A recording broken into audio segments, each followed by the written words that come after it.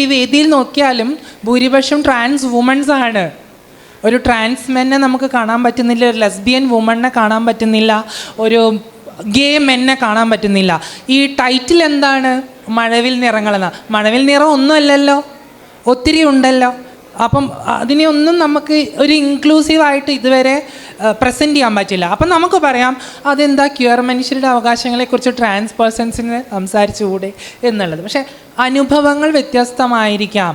അനുഭവങ്ങൾ, കാഴ്ചകൾ, പഠനങ്ങൾ, ചരിത്രങ്ങൾ, അതിലുപരി അവർ നേരിട്ടിട്ടുള്ള അവരുടെ ജീവിത സാഹചര്യങ്ങളൊക്കെ വ്യത്യസ്തമായിരിക്കാം.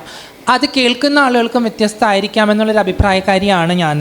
അതുകൊണ്ട് തന്നെ ഇക്കാലം അത്രയും നമ്മൾ ഈ ചരിത്രത്തെക്കുറിച്ച് അഡ്രസ്സ് ചെയ്യുമ്പോൾ അത് എത്രത്തോളം കേരള സമൂഹത്തെ മാറ്റിയിട്ടുണ്ടെന്നുള്ളതാണ്. ഞാൻ ക്യൂർ കമ്മ്യൂണിറ്റിയുടെ മാറ്റത്തെക്കുറിച്ചല്ല, കേരള സമൂഹത്തിൽ ഈ കാഴ്ചകളെ, ഇവിടുത്തെ സിസ്ജെൻഡർ ആയിട്ടുള്ള വളരെ പ്രിവിലേജ്ഡ് ആയിട്ടുള്ള ആളുകൾ നമ്മളെങ്ങനെയാണ് കണ്ടുകൊണ്ടിരുന്നത്, അവർ നമ്മളെങ്ങനെയാണ് മനസ്സിലാക്കിക്കൊണ്ടിരിക്കുന്നത്, അവരിപ്പോഴും നമ്മളോട് എങ്ങനെയാണ് പെരുമാറുന്നത്, അവരിപ്പോഴും നമ്മളെ ഏത് രീതിയിലാണ് അംഗീകരിക്കാനുള്ള അവരുടെ മൈൻഡ് സെറ്റിനെ അവർ മാറ്റിയെടുക്കുന്നത് എന്നുള്ളതാണ്.